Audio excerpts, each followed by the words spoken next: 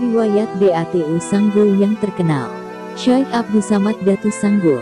Orang banyak mungkin tidak begitu mengenalnya, bahkan mungkin jadi tidak mengenal sama sekali, dan mungkin generasi sekarang tidak mengetahui kehidupan Datu Sanggul ini, seorang tokoh panutan di zamannya. Ketulusan hatinya dalam melaksanakan ibadah dan ketakwaannya dalam menegakkan kalimat Allah serta kedikjayaannya membuat terkenal sampai ke pelosok negeri. Ketekunan beliau dalam menuntut ilmu membawanya melanglang buana dari daerah asalnya di Palembang, Sumatera ke daerah Kalimantan. Dalam salah satu riwayat, nama Datu Sanggul adalah Syekh Muhammad Abdus Samad, atau dalam riwayat lainnya mengatakan nama beliau adalah Ahmad Sirajul Huda. Beliau hidup sekitar abad ke-18 Masehi, bertepatan dengan zamannya Syekh Muhammad Arsyad Al-Banjari atau lebih dulu sedikit. Penyebab beliau berguru kepada Datu Suban, gurunya para Datu Muning yang ada di Borneo, karena adanya tanda atau isyarat yang diperoleh beliau ketika tidur. Dikisahkan ketika beliau tidur, beliau bermimpi bertemu dengan orang tua yang menjabat tangannya seraya berkata, "Kalau kamu ingin memperoleh ilmu sejati, maka hendaklah kamu mencari dan mempelajarinya kepada Datu Suban yang tinggal di Pulau Kalimantan di Kampung Muning, Pantai Jati Munggu, Tayu Tiwadak Gumpa di daerah Tatakan, daerah rantau Kabupaten Tapin Kalsel." Setelah mendengar kata-kata orang tersebut, beliau tersentak dari tidurnya seraya berkata kepada ibundanya yang saat itu berada di dekatnya, "Ibunda, di mana orang tua tadi?" "Sedari tadi tidak ada orang selain ibu dan Ananda," jawab ibundanya. Kemudian beliau menceritakan mimpinya kepada ibundanya. Karena kecintaan beliau kepada ilmu, beliau lalu meminta izin kepada ibundanya untuk merantau kembali mencari ilmu seperti yang dikatakan orang tua di dalam mimpinya tersebut. Akhirnya walaupun dengan berat hati, ibundanya memberikan izin dan mendoakannya agar semua yang dicita-citakan beliau tercapai. Singkat cerita, akhirnya berangkatlah Syekh Abdus Samad muda menuju Pulau Kalimantan dengan menumpang kapal perahu layar. Ternyata setelah sampai di Kampung Muning Tatakan Rantau, beliau sudah disambut oleh Datu Taming Karsa yang disuruh oleh gurunya, yaitu Datu Suban, yang mengatakan bahwa hari itu akan datang seorang pemuda dari Sumatera yang nantinya akan menjadi muridnya. Mereka kemudian berjalan menuju rumah Datu Suban, guru sekalian Datu Muning, dan ternyata beliau sudah ditunggu oleh Datu Suban beserta murid-murid beliau. Beliau kemudian langsung mengangkat Datu Suban sebagai guru sekaligus orang tuanya, dan juga mengangkat murid-murid Datu Suban yang lainnya sebagai saudara-saudaranya. Maksud baik Syekh Abdus Samad muda diterima Datu Suban dengan senang hati, dan mulai saat itu belajarlah beliau kepada Datu Suban, dan diceritakan karena kecerdasan dan ketekunannya dalam belajar dan ketaatannya kepada gurunya dengan persetujuan murid-murid Datu Suban terdahulu, akhirnya Datu Suban berkenan memberikan Al-Quran segi 8 dan sebuah kitab yang dikenal sekarang dengan Kitab Barencong. Baca kisah Datu Sanggul dan Syekh Muhammad Arsyad. Adapun penamaan Datu Sanggul, salah satu riwayat menceritakan karena ketekunan Datu Sanggul dalam mentaati perintah gurunya dalam halwat khusus yang sama artinya dengan menyanggul atau menunggu turunnya ilmu dari Allah Subhanahu wa Ta'ala. Ada juga yang mengatakan beliau sering menyanggul atau menghadang pasukan tentara Belanda di perbatasan Kampung Muning, dan tentara Belanda sering kucar-kacir dibuatnya. Adapun versi lain karena kegemaran beliau menyanggul, menunggu binatang buruan. Ada juga yang mengatakan rambut beliau yang panjang dan selalu disanggul, digelung. Wallahu alam. Dan mulai saat itu nama beliau dipanggil Datu Sanggul. Berkat mengamalkan ilmu yang beliau peroleh baik dari guru beliau ataupun dari Kitab Barencong tadi, banyaklah beliau mendapatkan kelebihan-kelebihan dari Allah Subhanahu wa Ta'ala. Di antaranya beliau kalau sholat Jumat selalu di Masjid Al-Haram, dan karena itulah beliau bertemu dengan Syekh Muhammad Arsyad Al-Banjari yang pada saat itu sedang menuntut ilmu di Mekah, dan Syekh Muhammad Arsyad mengangkat saudara dengan beliau. Selain itu beliau juga bertemu dengan Datu Daha yang juga mengangkatnya menjadi orang tua sekaligus guru. Insya Allah nanti di riwayat Datu Daha kita kisahkan.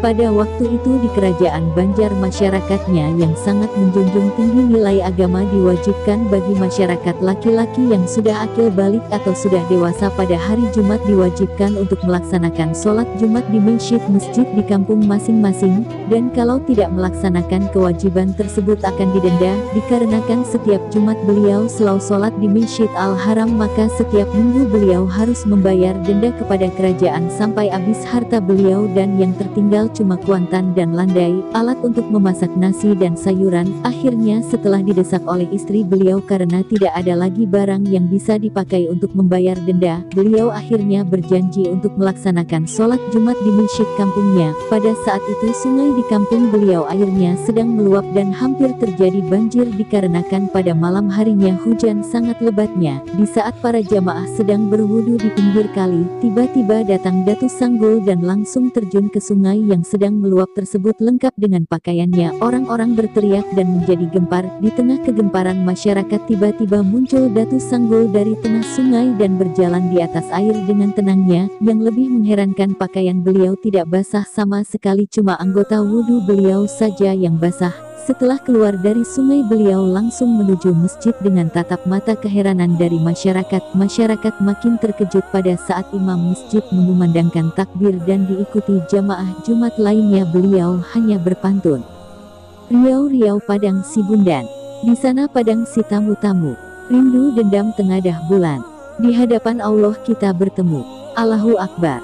Setelah berkata demikian, perlahan-lahan kaki beliau terangkat dari lantai masjid dan tubuh beliau berada di awang-awang. Setelah imam mengucapkan salam, perlahan-lahan kaki beliau kembali menjejakkan lantai masjid. Kemudian beliau berkata kepada jamaah Jumat, "Saya tadi baru saja salat di Masjidil Haram Mekah dan kebetulan tadi ada yang mengadakan selamatan dan saya meminta kepada yang selamatan sedikit barakat makanan yang dibagikan saat undangan pulang, dan mari kita bersama-sama mencicipinya.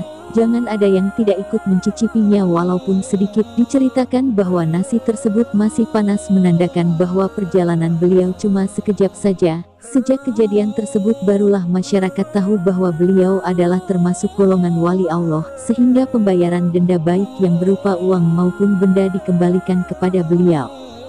Diceritakan sebelum Datuk Kalampayan atau Syekh Muhammad Arsyad sampai ke kampung Muning untuk mengambil sambungan kitab Barencong dari Datuk Sanggul, Datuk Sanggul meminta para muridnya untuk bertahan sejenak karena ada yang mau disampaikan. Beliau meminta para muridnya dan masyarakat untuk bergotong royong mempersiapkan menyambut kedatangan tamu dari jauh, Datuk Kalampayan. Kemudian masyarakat bergotong royong mempersiapkan segalanya. Hari itu hari Jumat, beliau berkata kepada istrinya, "Duhai adinda tercinta, kakanda akan tidur, tolong kakanda jangan diganggu dan jangan pula membuka kelambu." "Baik kanda, tapi kakanda apabila ada yang ingin bertemu dengan kakanda dengan keperluan yang sangat penting, apakah dinda boleh membangunkan kakanda?" kata istrinya bertanya. "Kalau ada keperluan sangat penting silahkan saja," jawab beliau. Setelah sekian lama beliau masuk ke dalam kelambu dan tidak keluar-keluar. Padahal hari itu hari Jumat, istri beliau memanggil-manggil sampai 3 kali. Karena waktu sholat Jumat makin dekat, beliau menjadi bimbang. Di sisi satu suami beliau sudah berwasiat supaya jangan diganggu, di sisi lainnya sholat Jumat adalah kewajiban. Akhirnya istrinya memberanikan diri membuka kelambu. Namun apa yang terjadi, suami yang dicintainya tidak ditemukan di dalam kelambu. Namun yang terlihat adalah setetes air yang sangat bening dan putih berkilauan di atas kain putih. Setelah melihat kejadian tersebut dengan rasa heran bercampur kagum, kelambu itu ditutup kembali oleh istrinya. Tak lama setelah itu datanglah Syekh Muhammad Arsyad Al-Banjari. Setelah memperkenalkan diri, Syekh Muhammad Arsyad lalu mengatakan ingin bertemu dengan Datuk Sanggul, dan ternyata setelah kelambu TSB dibuka kembali oleh istri beliau, Datuk Sanggul sudah kembali ke wujud semula tapi dalam keadaan sudah meninggal dunia. Inna lillahi wa inna ilaihi rajiun. Syekh Muhammad Arsyad menyerahkan kain putih 5 lembar yang dipesan oleh Datuk Sanggul waktu mereka terakhir bertemu dulu, dan ternyata kain putih tersebut akan dipakai untuk kain kapan beliau. Kemudian diberitahukan kepada murid-murid beliau dan masyarakat, maka berdatanganlah orang-orang untuk menolong dan melaksanakan fardu kifayah hingga selesai dan beliau dimakamkan di kampung Muning Benua Nyur, Tatakan Rantau. Setelah selesai pemakaman Datuk Sanggul, kemudian Syekh Muhammad Arsyad menceritakan pertemuan beliau dengan istri Datuk Sanggul dan menyampaikan pesan-pesan beliau termasuk pesan untuk mengambil sambungan kitab Barencong. Istri Datuk Sanggul memakluminya karena sebelum beliau meninggal sudah memberikan wasiat kepada istrinya untuk menyerahkan kitab tersebut, tapi terlebih dahulu beliau menyampaikan hal tersebut kepada murid-murid Datuk Sanggul. Setelah itu baru kitab tersebut diserahkan kepada Syekh Muhammad Arsyad atau Datuk Kalampayan.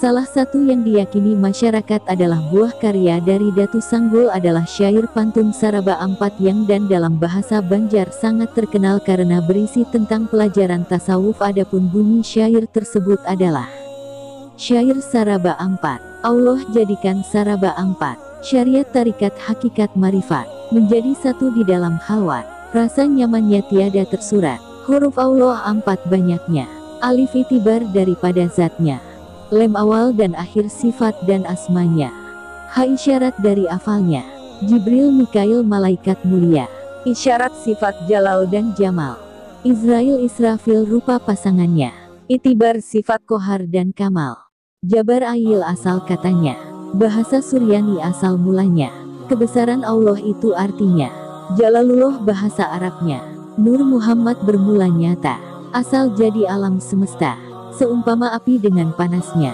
itulah Muhammad dengan Tuhannya, api dan banyu tanah dan hawa, itulah dia alam dunia, menjadi awak berupa-rupa, tulang sumsum daging dan darah, manusia lahir ke alam insan, di alam ajsam ampat bakawan, si Tubaniyah dan Tambuniyah, Uriyah lawan si Jamariyah, rasa dan akal daya dan nafsu, di dalam raganya tabasatu, aku meliputi segala likumatan hujung rambut sampai ke hujung kuku, tubuh dan hati nyawa rahasia, satu yang zahir amat nyatanya, tiga yang batin pasti adanya, alam sagir itu sabutnya, mani manikam madi dan matzi, titis manitis jadi menjadi, si anak Adam balaksa kati hanya yang tahu Allahu Rabbi, keempat-empatnya kada tapisah, datang dan bulik kepada Allah.